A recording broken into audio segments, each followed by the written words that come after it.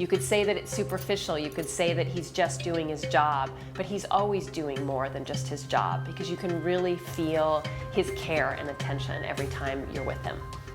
This independent called me, and the person started to describe what she was calling about, and I was like, oh no, she's gonna say I'm nominated.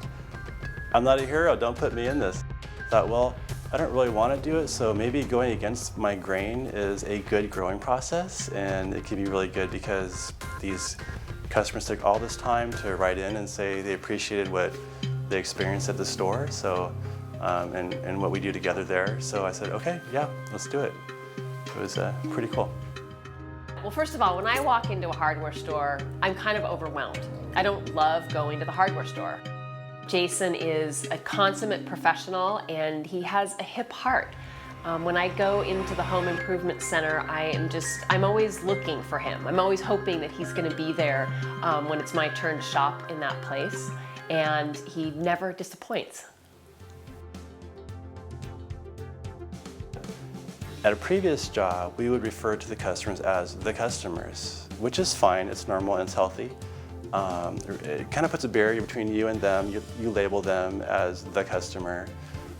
So a few years ago it occurred to me, well, they're also my neighbors. So treat them as your neighbor instead of labeling them the customer. The customer did this, the customer asked for that. He's well liked, well liked around with people in the store. They come in and ask for him. They call up and want to speak to Jason. They watched him grow up. And he's been solid ever since. He's not just going through a phase of being somebody that's nice. I've gone in there and wanted to paint a pair of cowboy boots, which is hardly a home improvement project, right? But he stood with me and figured out what was going to be the best product, how I was going to get the best results. And when we were done, he said, I want to see those boots when you're done. One thing which I think's major, when a couple of months ago, he went to hospital to a friend of his that was in hospital. He's probably about 70 something, this man. I have met him a few times. He comes in the store, he's a customer. He was in a very bad way on the free list. He was dying, and Jason spent his own money and his own time, went off on the plane and flew there and made sure he was okay in hospital. The guy was doing very badly. Within 48 hours, the man was sitting up and talking, so he kind of, you could say, saved his life.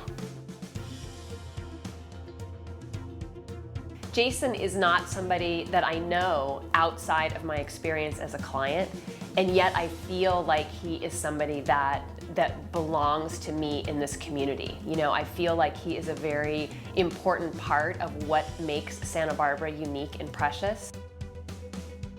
Whereas my coworker Ken is twice as energetic as I am, and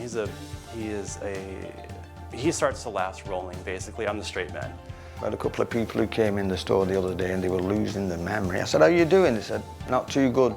Memory's going. We went to the doctors and he told us to make a list. Everything was going okay until last night, and her husband, he went in the kitchen. She was telling me to get some ice cream. She said, I'll have some. Could I have some vanilla and put some nuts on it? She said, wait a minute, shouldn't you make a list? Like the doctor told us, you'll forget it. He said, give me a break, I'm only going in the kitchen. After half an hour, he came back with egg and bacon. She said, what's this? He said, silly, why didn't we make a list? He said, why, what's the matter? She said, you've forgotten the toast again.